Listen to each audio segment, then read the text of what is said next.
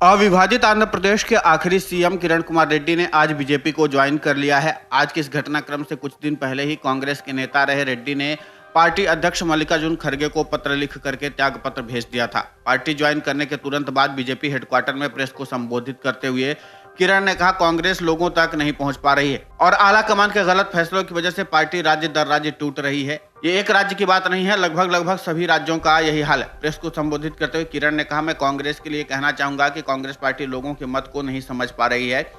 Congress party ना तो विश्लेषण कर रही है कि गलती क्या है और न ही वे सही करना चाहते हैं।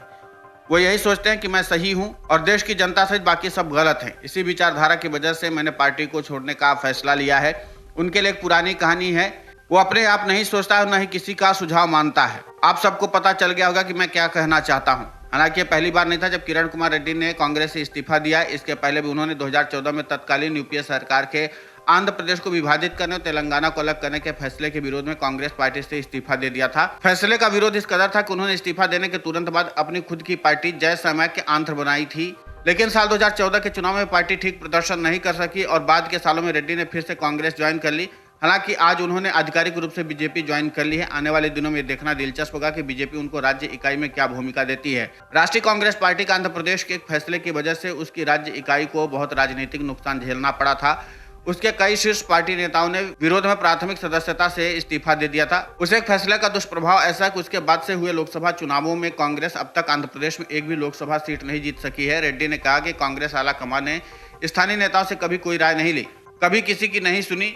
ये केवल एक राज्य की बात नहीं है, बल्कि सभी राज्यों की यही कहानी है। सभी राज्यों को कमान नियंत्रित करने की बात करेंगे लेकिन जिम्मेदारी नहीं लेंगे। उन्होंने आरोप लगाया कि बातचीत की कमी के चलते आला कमान को पता नहीं चलता कि किसको कौन सी जिम्मेदारी दी जाए।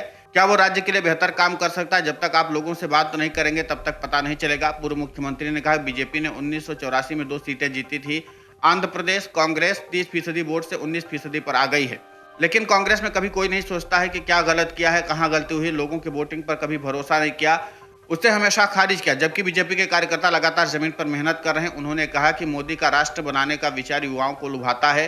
ये विचारधारा की स्पष्टता है जो बीजेपी कभी नहीं बदलती। गरीब आदमियों तक लाभ पहुंच रहा है। समय समय पर खुद पीएम मोदी ये देखते रहते हैं कि पार्टी का विजन सभी क्षेत्र में मजबूत हो, भ्रष्टाचार कम हो। ये बीजेपी का लक्ष्य है। अब मैं बीजेपी में शामिल हुआ हूं और मैं पार्टी के उत्थान के लिए काम करता रहूंगा। हालांकि किरण कुमार रेड्डी के बीजेपी में शामिल होने से कांग्रेस को झटके के तौर पर देखा जा रहा है। कांग्रेस की तरफ से इस मामले पर अभी तक कोई प्रतिक्रिया नहीं आई है, लेकिन माना जा रहा है कि कांग्रेस के हाथ से एक बड़ा नेता निकल गया है। और सही भी है, जिस तरीके से किरण कुमार रेड्डी का आंध्र प्रदेश में सियासी कद था, उस लिहाज से कांग्रेस के लिए एक बड़ा झटका तो है ही। लेकिन देखना दिलचस्प होगा कि इस पूरे मामले पर कांग्रेस की ओर से क्या प्रतिक्रिया दी जाती है। Video desk अमरउजाला.com। अमर उजाला अब आपके टीवी पर भी। अपने स्मार्ट टीवी पर यूट्यूब पर सर्च करें अमर उजाला, चैनल सब्सक्राइब करें और देखें ताजा खबरें, वो भी HD क्वालिटी में। और हाँ, बेल आइकन दबाना ना भूलें ताकि हर खबर हो आपके घर। अमर उजाला, निष्पक्ष, निर्भीक, निरंतर।